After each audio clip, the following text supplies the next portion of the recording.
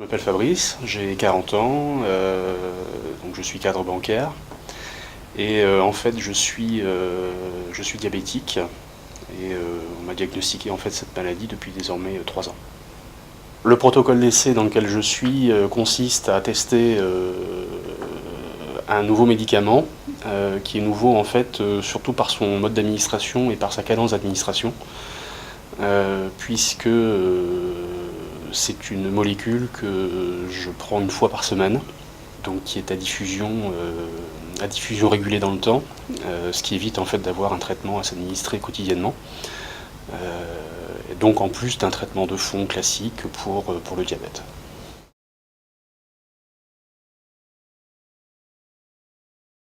J'imaginais bien évidemment que le diabète faisait l'objet de recherches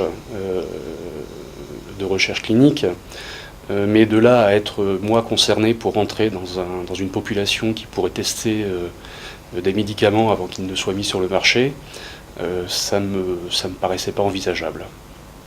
En tout cas, je n'y avais jamais pensé. J'ai été contacté par le centre d'investigation clinique qui m'a reçu, et c'est comme ça en fait qu'on a commencé le protocole. Donc c'était sur recommandation du service spécialisé qui s'occupait de moi.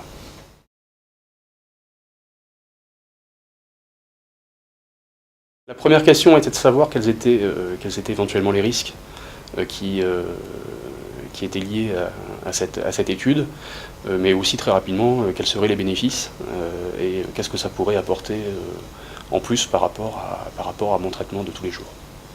L'équipe médicale qui m'a reçu a été complètement transparente sur les enjeux, sur en quoi consistait l'étude, une documentation très fournie qui est remise aux patients.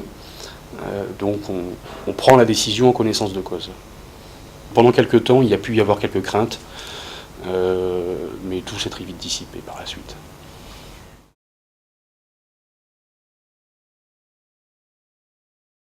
Il est clair que par rapport aux contraintes de l'essai clinique, c'était relativement facile, s'il fallait uniquement prendre les contraintes dites matérielles et les contraintes d'environnement, de prendre une décision.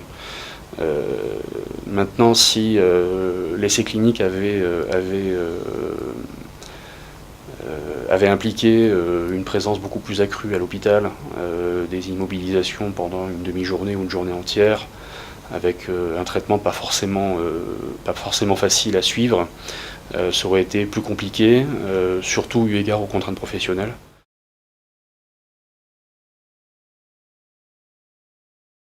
Il ne faut pas hésiter, je pense, à prendre son temps pour s'engager.